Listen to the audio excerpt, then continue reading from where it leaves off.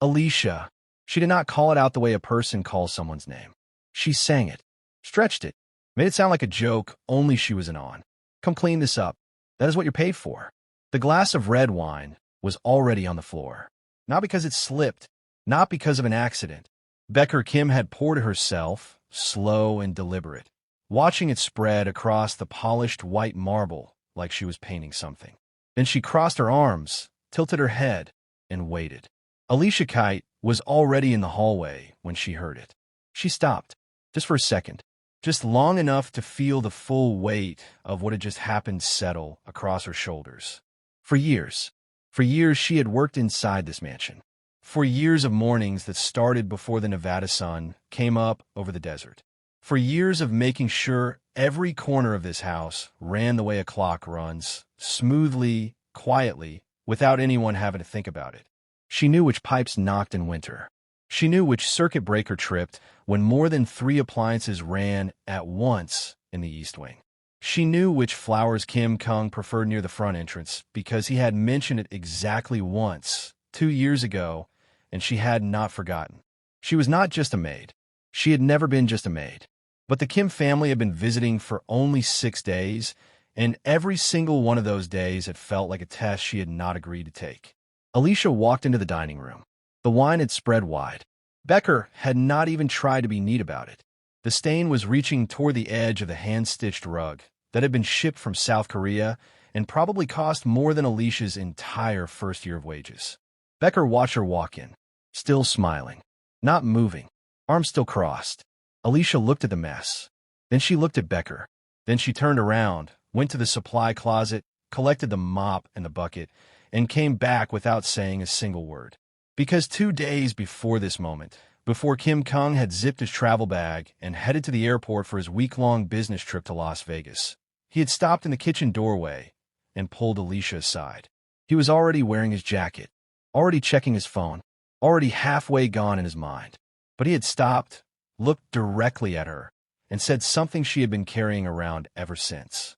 "Please take care of everyone while I'm away." He hesitated after saying it, like he wanted to add something but could not quite find the words. Then he nodded once, the way he always did when he trusted someone completely, and walked out. She had stood in the kitchen a moment after the door closed, holding a dish towel, thinking about the word everyone. Not the house, not the property. Everyone. That included his family. So, she would take care of everyone, even when everyone made it impossible. She started mopping. The marble was slick where the wine had pooled, and she worked in careful, steady strokes, moving the liquid away from the rug's edge. Becker was still sitting at the table, legs stretched out slightly in front of her, watching with the mild interest of someone observing something barely worth watching. Alicia worked around her. She moved the mop in slow pulls, clearing the stain from one end of the spread toward the other. And then she reached the last section of the mess, the part that sat directly beneath the stretch of Becker's legs. "Excuse me, please," Alicia said, quietly, not unkindly. Becker did not move. Alicia waited, maybe 3 full seconds. Then she angled the mop to try reaching the remaining wine without making contact. The mop had barely grazed the side of Becker's ankle. A few drops only, tiny, landing on the hem of Becker's white dress. What happened next was immediate. Becker launched to her feet like she had been burned. Her chair scraped back so hard it nearly toppled. Her hands shot outward, and then she screamed. Not a gasp, not a cry, a scream, the kind that bounced off marble walls and came back louder. "She hit me. She attacked me with that mop. Did you see that? Did you see what she just did to my dress?" Alicia stood completely still, both hands on the mop handle. The scream pulled footsteps from 3 directions at once. Kim Kung's mother, Soo-Jin Kim, appeared in the dining room doorway first, silk robe already cinched tight like she had been waiting for exactly this kind of call. The 2 older sisters, Mina and Petra Kim, came in from the living room side. Even the older brother, Dae Kim, stepped in from the hallway, phone still in his hand, clearly annoyed about being interrupted. All of them were looking at Alicia. Becker pointed at the tiny drops on her hem. Her hand was shaking in a way that, from a distance, looked like real distress. "She splashed me on purpose. She has been looking for a reason to disrespect me this whole week. You have seen it. On purpose, Alicia said, very quietly, not as an argument, just repeating the words back. Yes, on purpose. Becker turned to her mother. Are you going to just stand there? Soo-Jin Kim walked into the room slowly. She examined the drops on Becker SM. Then she looked at Alicia, then at the mop, then at Alicia again. Her expression was not exactly anger. It was something colder than anger. It was the look of someone who had already decided what story was being told and was simply choosing the right moment to tell it loudly. Apologize, Soo-Jin said. Her English was deliberate, each word placed carefully. Apologize to Becker. Right now, Alicia met her eyes. I was cleaning the mess that was made on this floor. Becker's legs were blocking the last section. I asked her to move.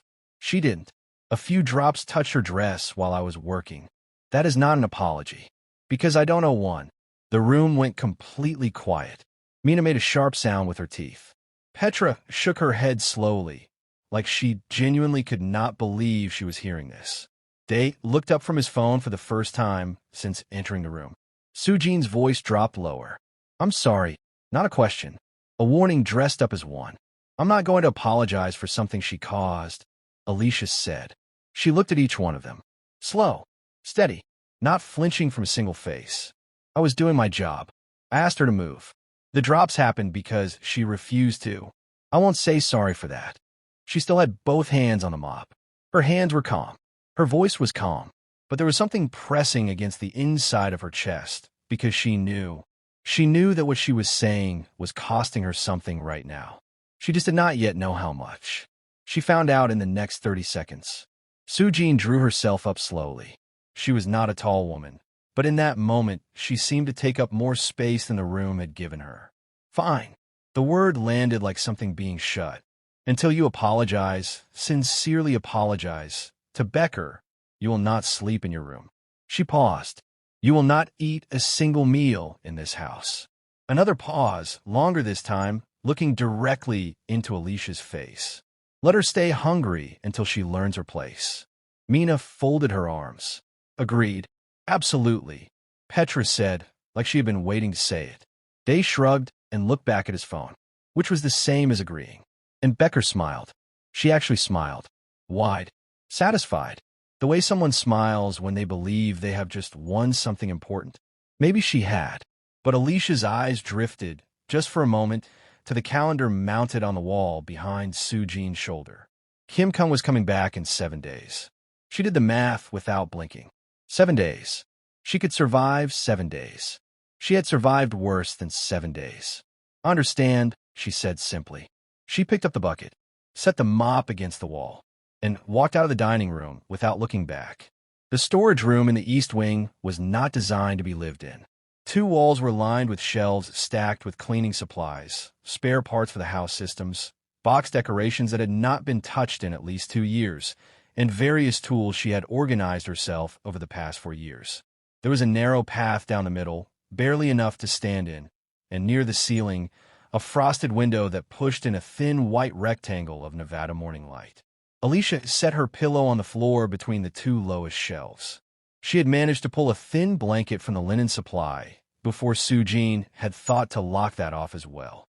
She looked around the storage room for a moment, took it in, the smell of cleaning products and cardboard, the narrow strip of floor, the humming of pipes in the wall. Then she went back to work, because the house still needed to run. That was the thing the Kim family had not thought through. They had taken her bed. They had taken her meals. But they had not taken her keys. And her keys opened everything in this building. She was up before 5 the next morning. She checked the water heater before the family was awake, checked the heating and cooling systems, the backup generator panel, the kitchen appliances, the main electrical board. She moved through the mansion the way she always had. Silent, efficient, like the house itself was breathing around her. She was hungry. That part was impossible to ignore. The staff kitchen had been locked on Soo-Jin's orders, and the main kitchen was family only. But she had her own money, and there was a convenience store 4 blocks from the mansion gate. She bought a bottle of water and a small package of crackers and ate them sitting on the low wall behind the gardening shed, looking out at the flat stretch of desert at the edge of the property. Nevada mornings had a cold that surprised people who had never lived there. Even when the afternoon would get warm, the early hours had a bite to them. The sky above the desert was pale pink and enormous and very, very quiet. She finished the crackers, screwed the cap back onto the water bottle, stood up and went back inside. She was in the middle of mopping the east hallway that afternoon when Becker's voice floated down from upstairs. She still hasn't apologized. Not even a little. She walks around like nothing happened. It's actually insane. Alicia kept mopping. Mother said to wait her out. Mina's voice answered from further inside one of the bedrooms. She'll break eventually. These people always do. These people. Alicia let those two words sit in her head for exactly 1 second. Then she released them. She kept mopping. She was almost to the window at the far end of the hallway when she heard lighter footsteps behind her. She turned. Hannah, one of the 2 kitchen assistants who worked under the mansion's main chef. Hannah had been at this mansion almost as long as Alicia had. She was moving quickly, shoulders slightly hunched, a folded paper towel held against her side like she was trying to make it invisible. She pressed it into Alicia's hand without stopping fully. Here, Alicia unfolded it. 2 dinner rolls, still slightly warm from the kitchen. She looked up. Don't tell me where you got them, Alicia said quietly. Hannah was already walking back the way she came. I don't know what you're talking about, she said, without looking behind her. Alicia stood in the hallway holding 2 small bread rolls, looking at the window at the far end where the Nevada afternoon light came in flat and golden. Maybe kindness was always the most unexpected thing in this house. Maybe it always had been. But right now, with a mop in one hand and warm bread in the other, it felt like more than kindness. It felt like proof that she was not invisible, that someone in this house still saw her clearly. She ate them slowly, standing at the window, looking at the sky. That evening, Soo-jin called her into the main sitting room. The family was at dinner. The table was loaded. Roast chicken, sautéed vegetables, fresh bread with butter already melting across the tops, 3 different desserts already arranged on the side table. The smell of the food reached Alicia before she even crossed the threshold, and her stomach was very aware of exactly how little she had eaten today. Soo-jin gestured toward the table without making eye contact. Set out the extra silverware. We'll need the dessert forks. Alicia got the silverware. She began setting them out, moving around the table. Becker was seated directly across from where Alicia was working. She picked up a bread roll, tore it open slowly, and took a bite, looking at Alicia the entire time. Chewing, watching. Must be nice to be able to smell food, Becker said pleasantly, like she was commenting on the weather outside. Alicia set the last dessert fork down without a sound. All you have to do is apologize, Becker continued, turning her water glass in her hand. 1 word. Sorry. Just that. And all of this ends tonight. Alicia looked at her. Direct. Steady. I'll wait, Alicia said. And she picked up the empty silverware tray and walked back to the supply closet. Behind her, she heard Becker make a frustrated sound. She heard Mina say something low in Korean. She heard Soo-jin's silence, which somehow said more than everything else in the room combined. She did not look back. That night, lying on the storage room floor with the blanket pulled up and the ventilation system humming quietly through the walls, she thought about Kim Kong. Not in a complicated way. Not yet. She thought about the way he had looked at her in the kitchen doorway before he left. The way he had said everyone when he meant her most. The way the nod he gave before walking out had carried a kind of certainty in it that she had held onto like something solid. She thought also about a morning 3 weeks ago when she had been fixing the water pressure sensor in the boiler room, and he had appeared in the doorway with 2 mugs of coffee. She had looked up, surprised, because he almost never came down to the boiler room. You didn't have to do that, she had said, taking the mug anyway. Probably not, he had agreed, leaning against the doorframe. He had looked around at the pipes and gauges and equipment she was surrounded by. Do you actually understand all of this? All of it, she had confirmed, going back to the sensor. He had been quiet for a moment. Then, I believe you. And he had said it the way a person says something they genuinely mean, with no decoration around it all. She had not responded, but she had remembered it. She remembered it now, lying on the storage room floor in the dark, with the smell of cleaning products around her and the thin blanket pulled to her chin. 6 more days. She closed her eyes. The house hummed all around her, full of people who were sleeping comfortably in their rooms, who had eaten well and would eat well again tomorrow, who believed they had finally found a way to break the quiet woman on the storage room floor. They had no idea, not even slightly, that the woman on that floor knew every system in this building. Every pipe, every switch, every circuit, every dial. Maybe she would never use that knowledge. Maybe she did not need to. But still, it was good to have. The family declared war on the maid. But the mansion quietly declared war on them. And Alicia Kite started it. Day 2 of the punishment began the same way day 1 had ended. Alicia was up before 5, moving through the house in the dark, checking systems, running her usual rounds. The desert outside was still black and cold, and the mansion was completely silent except for the soft sound of her footsteps and the low hum of the building around her. She had slept maybe 4 hours. The storage room floor was hard in a way that did not get easier the second night, and the blanket was thin enough that she had woken twice from a cold. But she was up, she was moving, and she had been thinking, not about apologizing. She had closed that door completely. She was thinking about something else entirely. Something she had decided somewhere around 2 in the morning while staring at the frosted window above her and listening to the ventilation system move air through the walls of this house.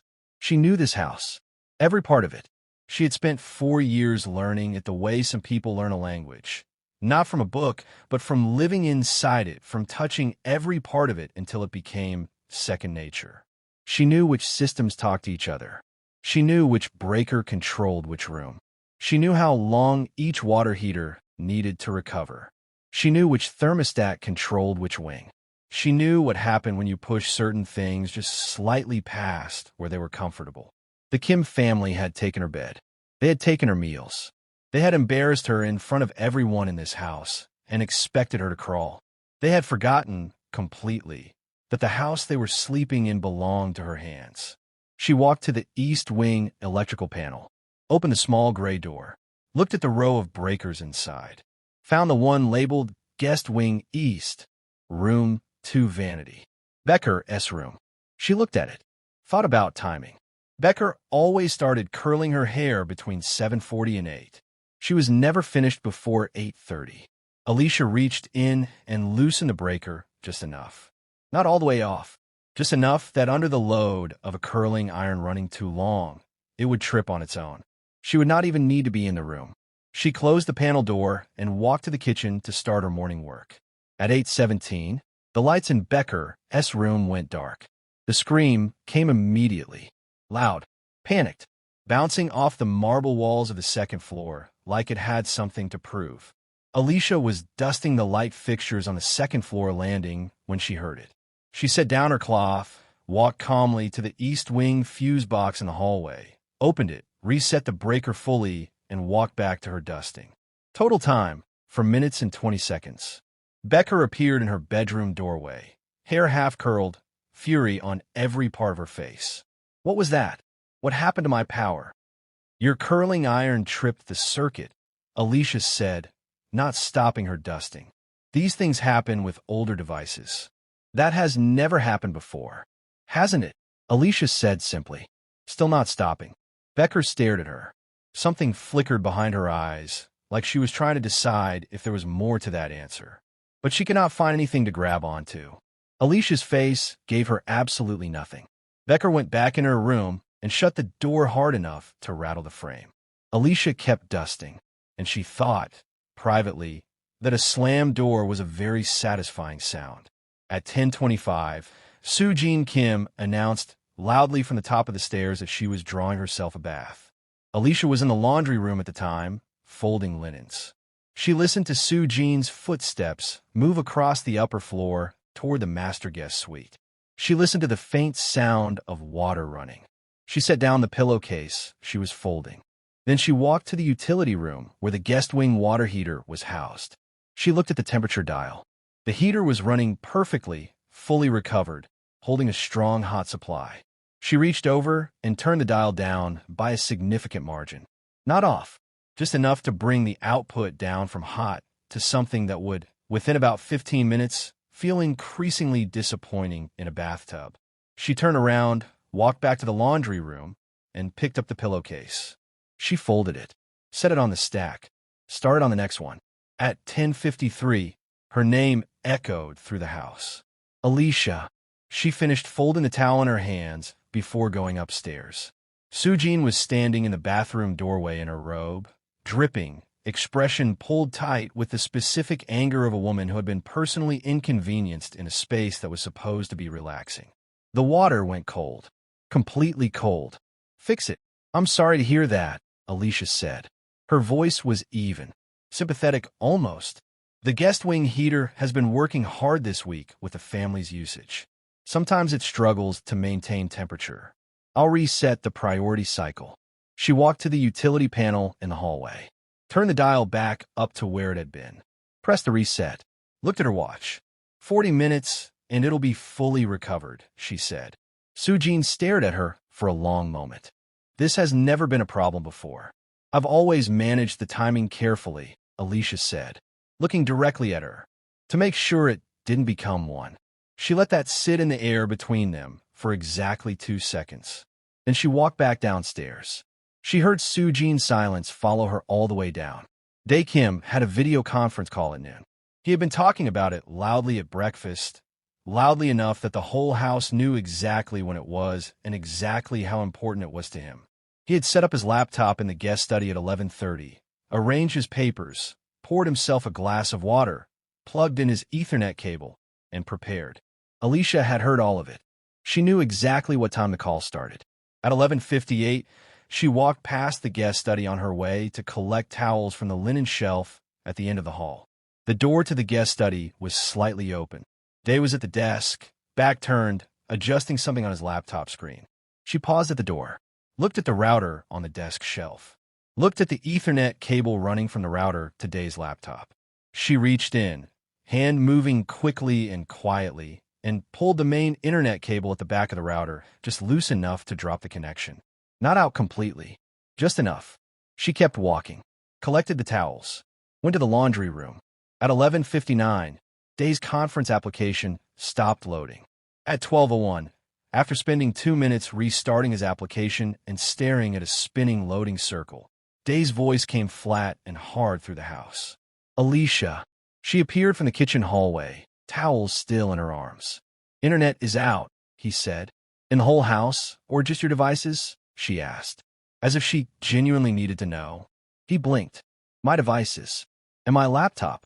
She walked into the guest study, looked at the router, looked at the cable at the back. She reached in and pushed it firmly into the port.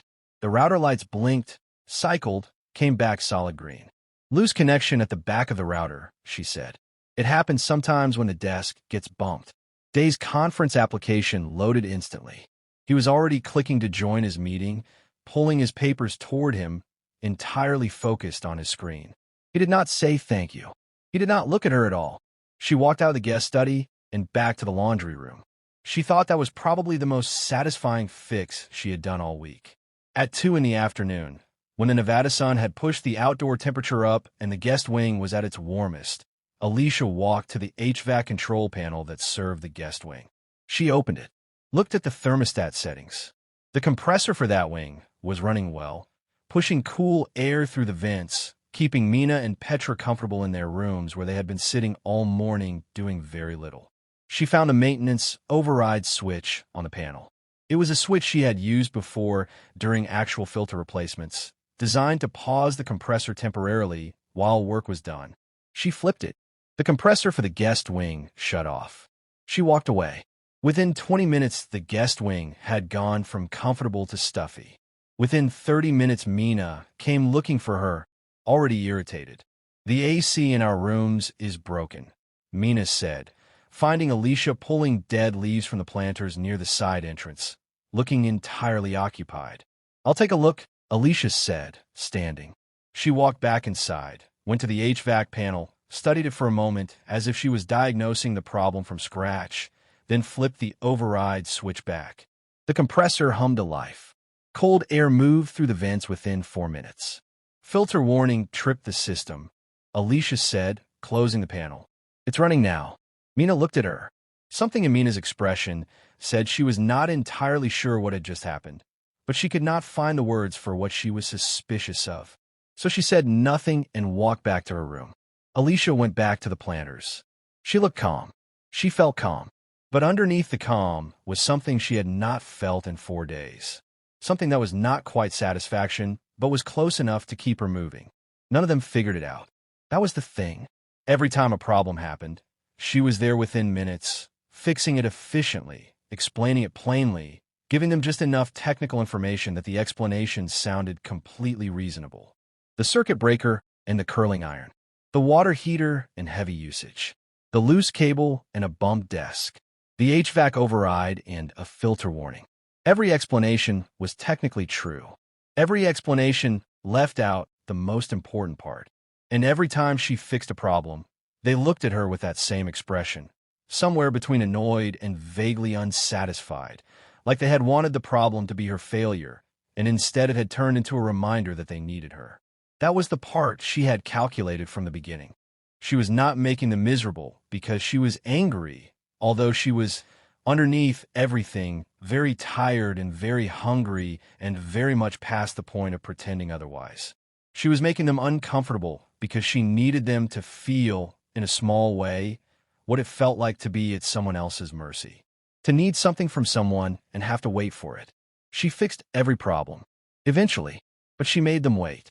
And every time they came to find her, every time they called her name with that flat expectation in their voices, she made sure they understood, without saying it directly, that the house they were sleeping in ran because of her, not because of them. Instead of softening them, the inconveniences made the family louder.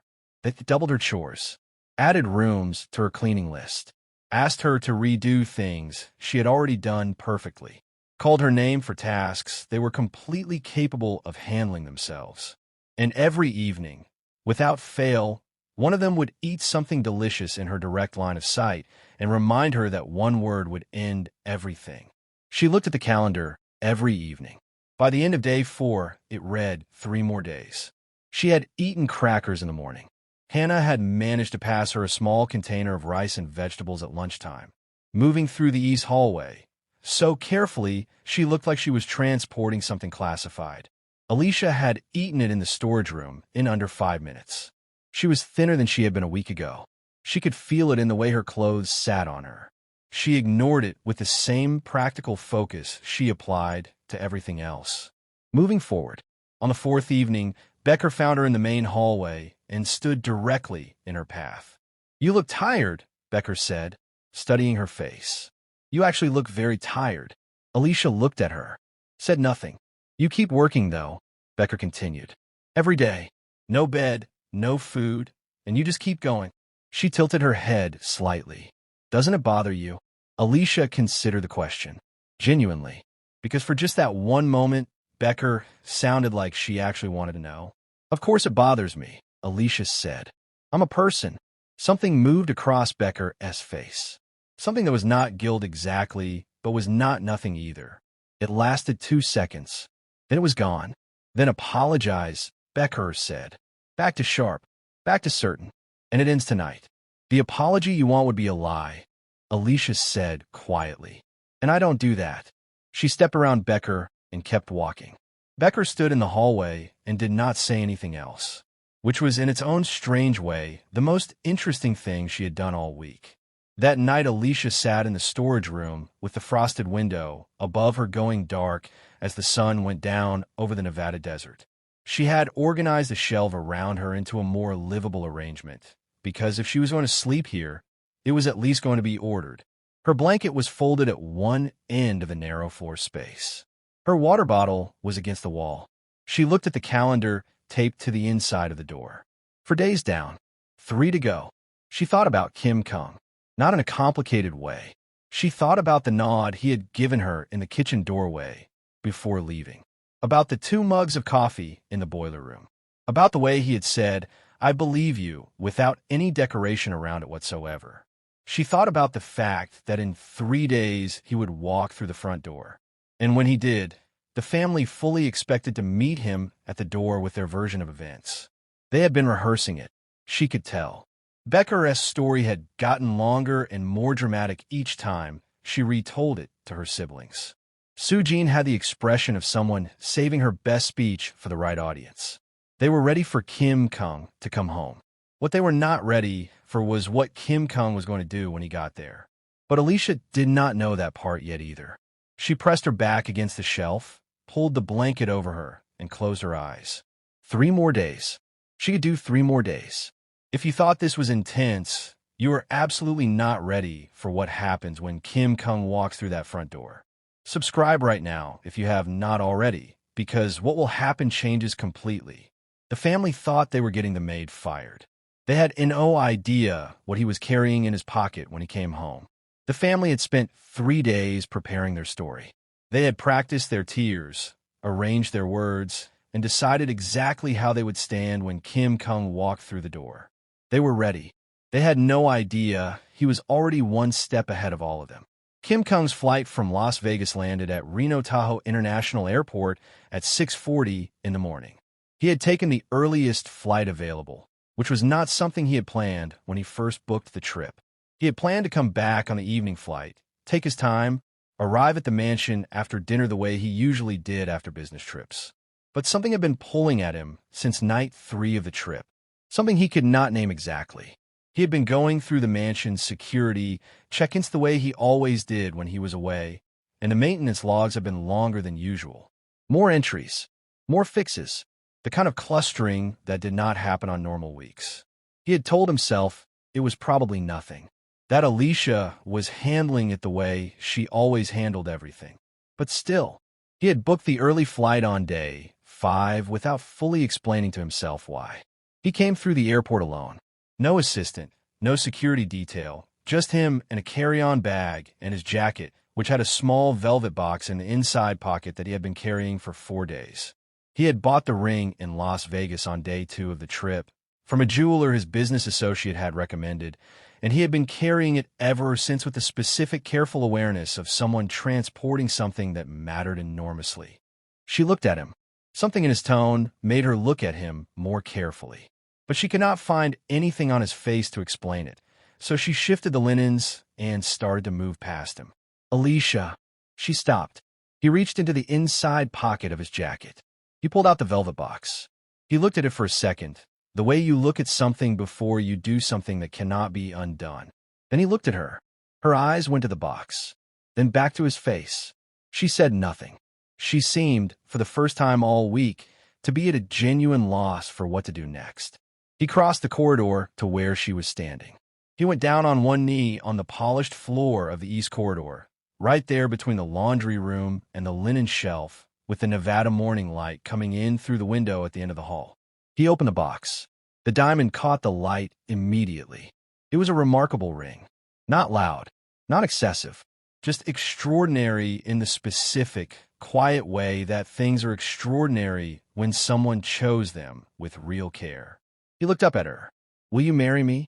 Alicia Kite stood in the east corridor of the mansion she had spent 4 years caring for, holding a stack of folded linens, looking down at a man on one knee, and said absolutely nothing for what felt like a very long time. Then she said, "You watched the footage." "I did," he said. "Before you came to find me," she said. Not a question.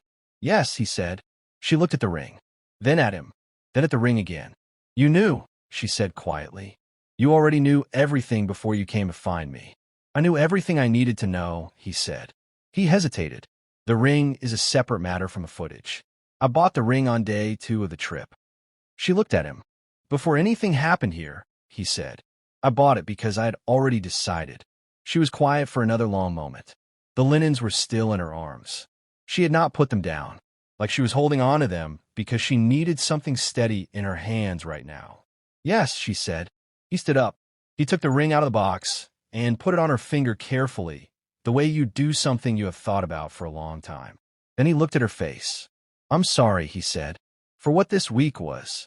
"You weren't here," she said. "I should have been harder to fool," he said. She looked at the ring on her finger for a moment. Then she looked at the laundry room door behind her.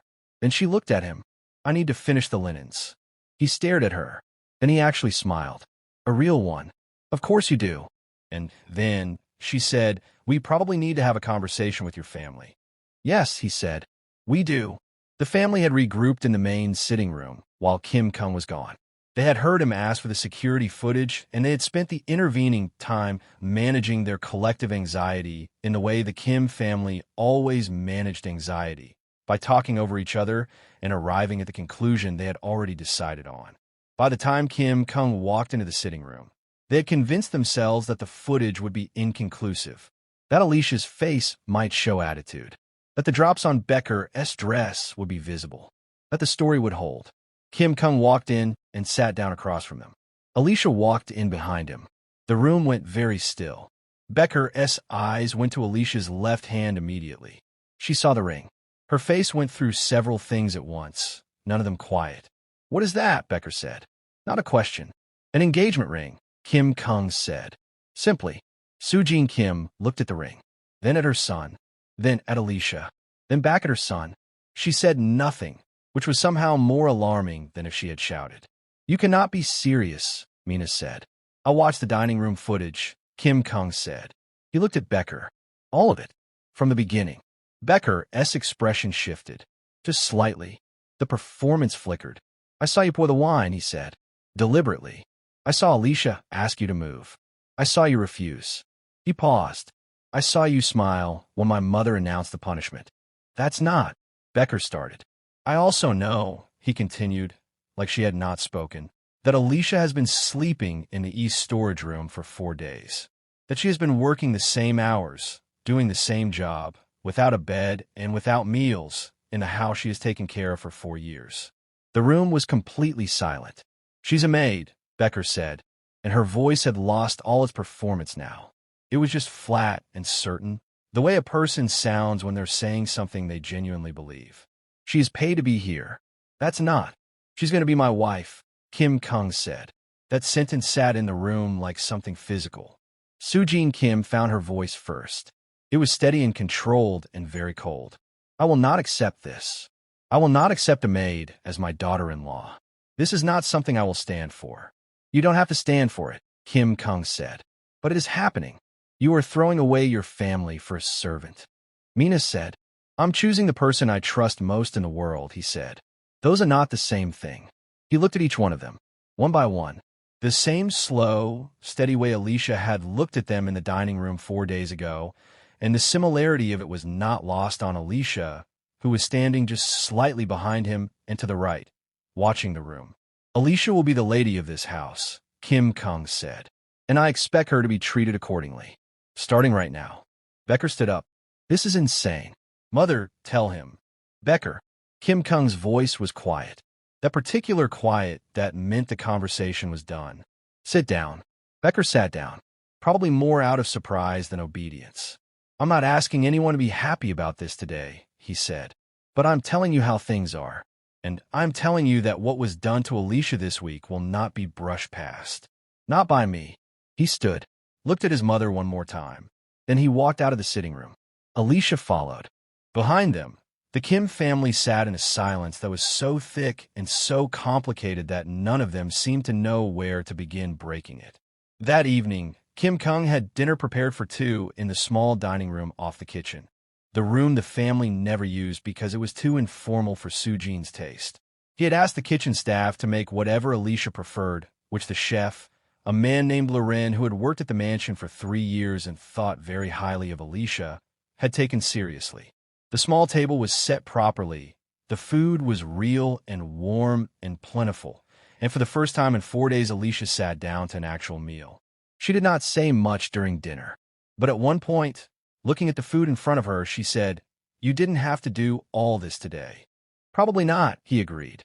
He was looking at her with that look she had come to recognize over 4 years, the one that meant he was paying full attention even when he appeared to be doing something else. "But I wanted to." She looked at the ring on her finger. It still felt unfamiliar. It would probably feel unfamiliar for a while. "Your family is not going to make this easy." "No," he agreed. "Your mother especially." "Yes." She was quiet for a moment. "Are you prepared for that?" He looked at her directly. "Are you?" She thought about the storage room floor, the thin blanket, the crackers from the convenience store, Hannah's dinner rolls in a folded paper towel.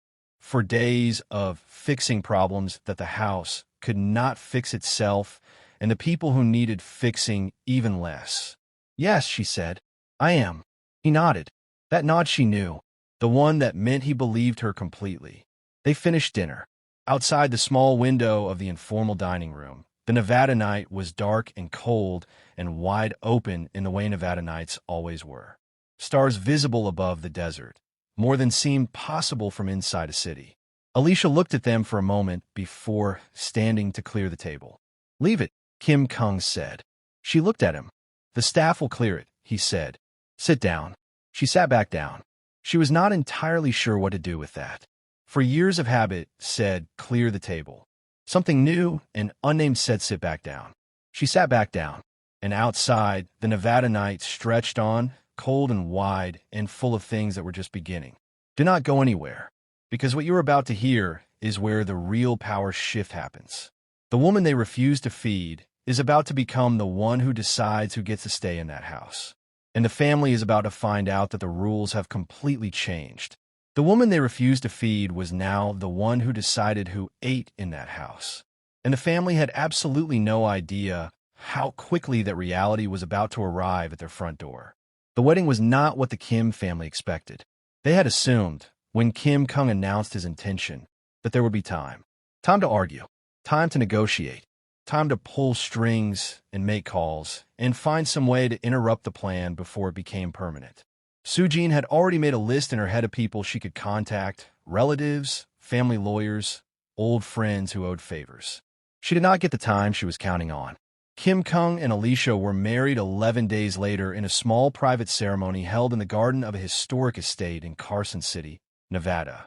The guest list was deliberately limited. Bran was there. Loren the chef was there. Hannah was there, standing in the second row in a yellow dress, crying before the ceremony even started.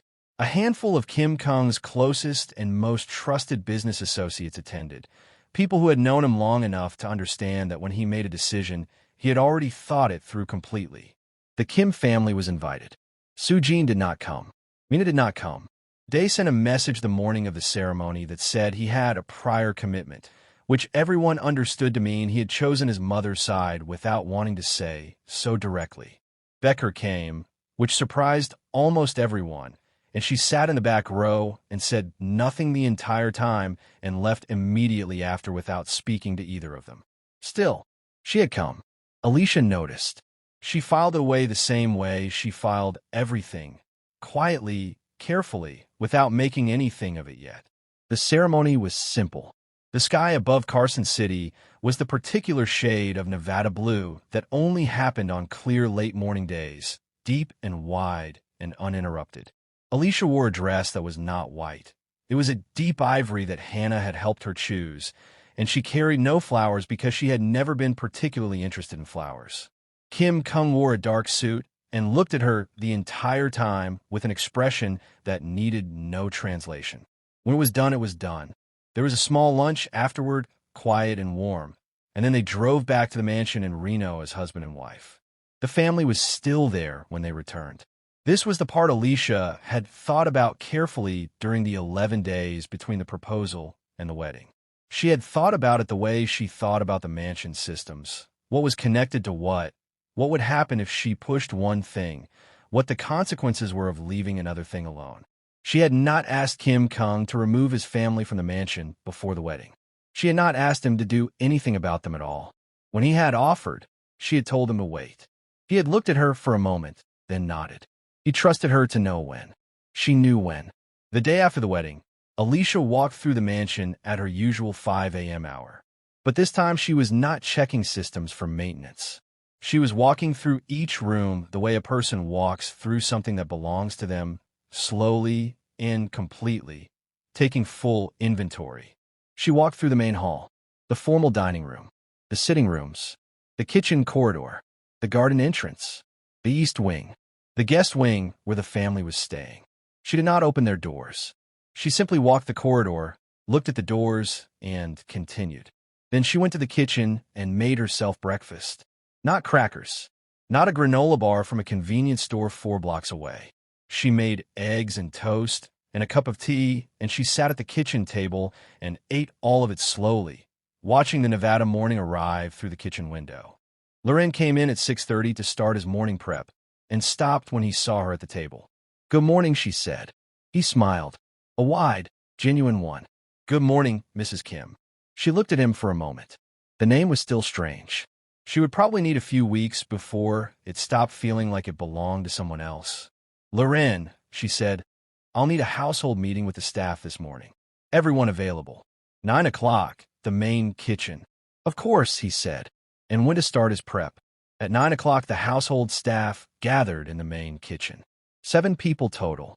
Loren, Hannah, the 2 gardeners, Marcus, and a man everyone called Boots, whose real name was Theodore. The 2 housekeeping assistants, Celestine and Riva, and Brant, who had come from the security room because Alicia had specifically asked him to be there. Alicia stood at the head of the kitchen island. She looked around at all of them. These were the people who had kept this house running alongside her. These were the people who had watched the past week happen and had not been able to stop it. Hannah's dinner rolls. Brant's careful silence in the security room. Lauren's face when he saw her at the kitchen table this morning. She knew what they needed to hear. She kept it short. "Things are going to be different from today," she said. "Not complicated. Different. This house has rules now that apply to every person inside it, including guests and family. No disrespect toward any member of staff. No shouting at employees. No bullying. No demeaning language. And no one is to be given tasks designed purely to humiliate them." She paused. "If anyone experiences any of those things from any guest in this house, you come to me directly. Not after. Not later. Immediately." She looked around the room. "Any questions?" Marcus looked like he wanted to say something. He was a man of about 55 who had been working the gardens since before Alicia arrived, and he chose his words slowly and deliberately. "What if the family pushes back?" "Then I handle the family," Alicia said. Boots nodded like that was the most reasonable thing he had heard in weeks. Celestine was looking at her hands, but there was something settled in her posture that had not been there before. Riva was nodding. Hannah looked like she might cry again, which was consistent with how Hannah operated. Brant said nothing. He simply met her eyes and gave her a nod that looked very much like the one Kim Kung gave when he trusted someone completely. 9 o'clock tomorrow, Alicia said. "We check in every day for the first 2 weeks until the new routine is settled." She stepped back from the island. "Thank you. That's all." The family came down for breakfast at different times, the way they always did. Day first, eating quickly and going back to his room. Mina and Petra together, barely speaking. Becker last, arriving at 10:15 and looking like she had not slept particularly well. Sujin came down at 10:30. She walked into the breakfast room, looked at the table, looked at the food, and then looked up to find Alicia standing near the kitchen doorway. The 2 women looked at each other. "I would like to speak to my son," Sujin said.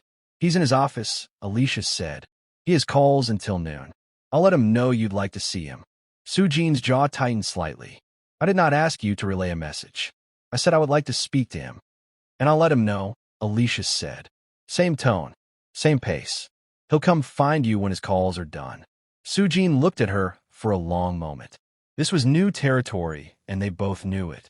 The last time they had stood in the same room, Sujin had been the one giving instructions, and Alicia had been the one carrying them out. The geography of the thing had shifted entirely, and Sujin was standing in a room where the floor had moved under her feet without warning. She sat down at the breakfast table and picked up her tea and did not say anything else.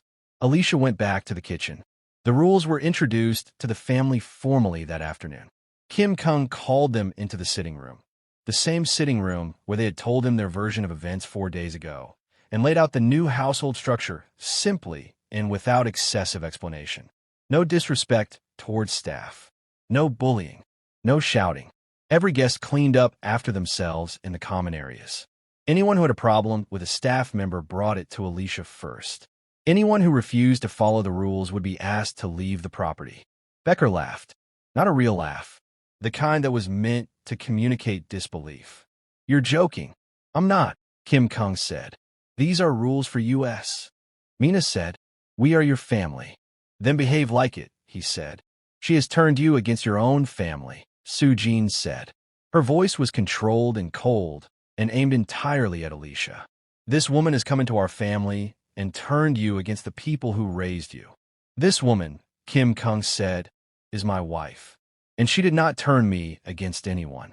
You did that yourselves when you watched the footage I described and chose to stand by what you did. Soo-jin stood up. I will not sit in this room and be spoken to this way. Then you can leave the room, Kim Kung said. That is also your choice. Soo-jin left the room. The remaining family sat in a silence that had a particular texture to it. The texture of people recalculating, reassessing, trying to figure out what the situation actually was now that the walls had moved. The rules lasted 4 days before Becker broke one. It was not a dramatic breaking. It was the kind of small, casual cruelty that came naturally to someone who had never been asked to stop. Celestine, one of the housekeeping assistants, was cleaning the hallway outside the guest rooms when Becker came out of her room and dropped a pile of clothes on the floor directly in front of her. Those need to be washed, Becker said, and walked away. Celestine looked at the pile of clothes on the floor. She looked at the hallway Becker had just walked down. She picked up the clothes because her instinct was to pick them up, and then she stopped herself. She set them back on the floor. She walked to the main kitchen and found Alicia. She told her exactly what had happened. Her voice was steady, but her hands were not entirely. Alicia listened to all of it without interrupting. Then she said, You did the right thing coming to me. Go back to your work. I'll handle it. She found Becker in the second-floor sitting room, on her phone, legs stretched across the couch cushions. Becker, Alicia said. Becker looked up. Something in her expression shifted slightly when she registered who was in the doorway. Not fear, but something adjacent to it. What? Celestine told me what happened in the hallway, Alicia said. The clothes on the floor. She's supposed to do laundry, Becker said. That's her job. Her job is to collect laundry from the designated hampers in each room, Alicia said. Not to pick clothing up off the hallway floor after it's been dropped in front of her. Oh, come on. The clothes are still on the floor, Alicia said. You can pick them up and put them in the hamper. Or you can wash them yourself. Those are the options. Becker stared at her. You are not serious. I'm completely serious. I'm a guest in this house. You are, Alicia agreed. And guests follow the household rules. The same as everyone else. Becker was on her feet now. I'm going to talk to Kim. You can, Alicia said. His office is at the end of the north corridor. He'll tell you the same thing. Becker went. Alicia waited. She heard the knock on the office door from down the hall. She heard the brief, muffled exchange of voices. She heard the office door open and close. She heard Becker's footsteps coming back down the corridor. Becker appeared at the sitting room door again. Her expression was the complicated kind. The kind that happened when a person had been certain they held a card and then discovered, mid-play, that the card was not what they thought. She walked past Alicia without speaking. She picked the clothes up off the hallway floor. She put them in the hamper in her room. She shut her bedroom door. Alicia stood in the hallway for a moment. Then she went back to her work. Mina lasted 6 days before she insulted Loren. It was at dinner. Loren had prepared a meal that, by any reasonable standard, was exceptional. But Mina had decided she did not like the seasoning on the fish, and she said so in the way the Kim family said things they did not like, loudly, publicly, and aimed directly at the person responsible. This is what passes for cooking in this house now. No wonder the standards have dropped. Everything here has dropped. Loren said nothing. He was a professional, but something in his face tightened in a way that Alicia, sitting at the far end of the table, saw clearly. She set down her fork. Mina looked at her. Loren has been a chef in this house for 3 years, Alicia said. If you have a preference about seasoning, you can mention it to him privately and he'll accommodate it. What you just said in front of everyone at this table was not a preference. It was an insult, and it won't happen again. Mina's eyes went to Kim Kung. He was cutting his food and did not look up, which was its own answer. I was just saying, Mina started. I know what you were saying, Alicia said. And I'm telling you it won't happen at this table again. The dinner continued. Lauren's expression had settled back to professional. But as he was clearing plates later and Alicia passed him in the kitchen doorway, he looked at her and said, very quietly, Thank you. She nodded once. and kept walking. Soo-jin Kim made her move on day 8. She called Kim Kung into the sitting room alone, early in the morning before Alicia was awake. She had been planning this conversation carefully, choosing the time and place with the deliberateness she applied to everything. She wanted her son without his wife beside him. She wanted the room to be just the two of them, the way rooms used to be before. Kim Kung sat down across from her. He looked at her with that still face she had never fully learned to read. "I want to talk to you about your future," Soo-jin said. "About what this marriage means for the family, for the business, for everything we have built." "All right," he said. She talked for a long time. About reputation, about expectations, about what people would say, what people would think, about the responsibility he had to the family name, about how a man in his position could not afford to be seen as someone who had made an impulsive decision. She was careful and thorough, and she made her points one by one, the way she always had. When she finished, Kim Kung was quiet for a moment. Then he said, "When I was 11 years old, I got lost at the state fair in Sacramento. Do you remember that?" Soo-jin blinked. She had not expected this. "What does that have to do with?" "I was lost for 2 hours," he said. "I was terrified, and I remember thinking very clearly that I needed to find someone I could trust. Not someone impressive, not someone with the right connections, someone I could trust completely." He paused. "I found a security guard who was eating his lunch alone on a bench.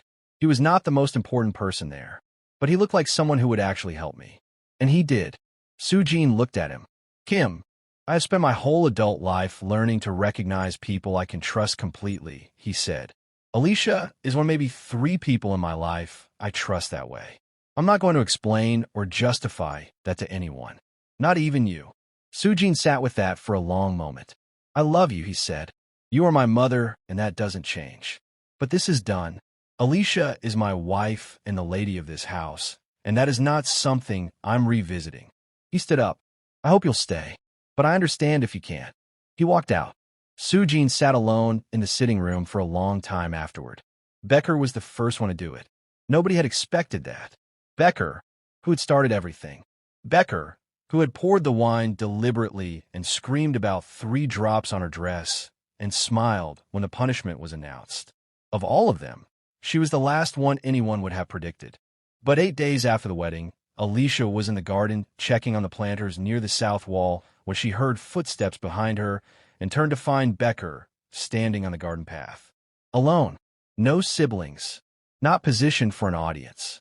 Becker looked like she had been standing there for a moment already, working up to something. "I know you don't want to hear it from me," Becker said. Her voice was different from how it usually sounded. Smaller. Less arranged. "But she stopped. Started again. What I did with the wine was wrong. I knew it was wrong when I did it. She stopped again. Alicia waited. "I didn't think you were a real person to me," Becker said. And she looked genuinely troubled by her own words, like she was hearing herself say something she had not fully admitted before. "That sounds terrible. I know that sounds terrible." "It does," Alicia agreed. Quietly. "I'm sorry," Becker said. "For the wine. For not moving my legs. For the week after. For—" She gestured vaguely, which seemed to cover everything else she could not find individual words for. "All of it." Alicia looked at her for a moment. She thought about the storage room floor, the thin blanket, the crackers, the way Becker had smiled when the punishment was announced. She also thought about the back row at the wedding, the yellow dress Hannah had worn, the way Becker had come when nobody else did. "I hear you," Alicia said. Becker nodded. She looked like she was not sure what else to do. Then she turned and went back inside. Alicia stood in the garden and looked at the planters for a while. The desert air was dry and clean and very still. Maybe that was the beginning of something. Maybe it would take a long time before it became anything real. But still, it was a beginning. Day left without incident on day 9. He packed his things quietly, put them in the car he had driven up from Las Vegas, and came to find Kim Kung in the office to say a brief and slightly awkward goodbye. He did not speak to Alicia directly, but as he was walking out through the main entrance, he paused at the door and looked back at her across the hall. He nodded once. She nodded back. He left. Mina and Petra left together on day 10. Mina did not apologize and did not seem to be working toward one anytime soon. But she also did not cause any further scenes.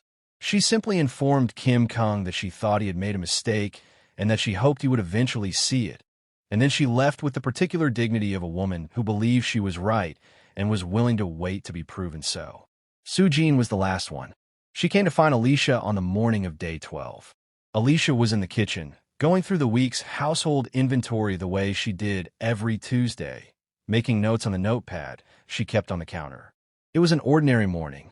The Nevada sun was coming in through the kitchen windows, flat and warm, the kind of light that made everything look settled. Soo-jin came in and stood on the other side of the kitchen island. They looked at each other. "I'm not going to apologize today," Soo-jin said. "I want you to know that. I am not ready to do that, and I'm not going to say it before I mean it." Alicia looked at her. "All right, but I want you to know," Soo-jin continued, and her voice had something in it that was new, something that had been stripped of its usual armor, "that I see what you did this week. How you ran this house. How you handle my children. How you handle my son." She paused. "How you handled me." Alicia said nothing. "I don't like that I lost," Soo-jin said. Plain, honest in a way that must have cost her something. "I want you to know I'm aware that I lost. This wasn't supposed to be something anyone won," Alicia said. Soo-jin looked at her. Something moved through her face. "No," she said. "I suppose it wasn't." She was quiet for a moment. "I'll be leaving tomorrow. I need to think." "Take the time you need," Alicia said. Soo-jin looked at her for one more moment. Then she turned and walked out of the kitchen. Alicia stood at the kitchen island with her inventory notepad and listened to the footsteps fade down the corridor. She looked at the morning light on the kitchen counter. She looked at the notepad. She picked up the pen and went back to the inventory. 2 weeks later, the gates of the mansion opened to a car that had been outside for 20 minutes without anyone inside making a move to ring the bell. Alicia saw it on the security monitor in the hallway. She looked at the car. She recognized it. She went to the front door, opened it, and walked down the entrance path to the gate. On the other side of the gate, Soo-jin Kim sat in the passenger seat of the car, a bag in the back, looking straight ahead. The driver was one of the family's regular drivers who had the particular neutral expression of someone being paid to be invisible. Alicia stood at the gate. Soo-jin got out of the car. She stood on the other side of the gate and looked at Alicia through the iron bars.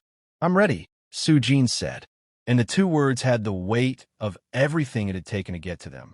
Alicia looked at her, at the woman who had told her she would get no bed and no meals, who had watched her be surrounded and demanded she kneel, who had announced a punishment in front of the whole family with the confidence of someone who had never imagined being wrong. "This house has one rule," Alicia said. "Respect. For everyone inside it. Staff, family guests. Everyone." She paused. "Are you ready to do that? Not because you have to, because you actually believe it." Soo-jin Kim looked at her for a long moment. The Nevada morning was wide and quiet around them. A dry wind moved across the property, rustling the low desert plants at the edge of the path. "I believe it," Soo-jin said, and it sounded, for the first time since she had arrived at this mansion, like something she meant without any decoration around it. Alicia opened the gate. Soo-jin walked through. Kim Kung was standing at the top of the entrance path. He had come out without Alicia noticing, and he stood there with his hands in his pockets, watching his mother walk up the path. When she reached him, he looked at her for a moment, and he put an arm around her shoulders and walked her inside. Alicia stood at the open gate for a moment. She looked out at the wide Nevada morning beyond the property, the flat desert landscape, the pale sky, the very long, very quiet road. Then she turned around and walked back up the path toward the home she had cared for 4 years. That was now, in every sense of the word, hers. Hannah was waiting just inside the front door, because Hannah always seemed to know when to appear. She had a mug of tea in each hand and was already smiling the way she smiled when she was about to cry, and trying not to. She held one mug out. Alicia took it. "Good morning, Mrs. Kim," Hannah said. Alicia looked at the mug, then at Hannah's face, then at the house around her, the house she had swept and mopped and repaired and watched over and slept on the floor of and refused to abandon. "Good morning," she said, and she went inside. Well, that is how you go from sleeping on a storage room floor to becoming the lady of the mansion. If this story gets you the way it gets us, share it with somebody who needs to see it today. Subscribe if you're not already on this channel because we're just getting started. And drop in the comments, what was the moment that got you the most? We want to know.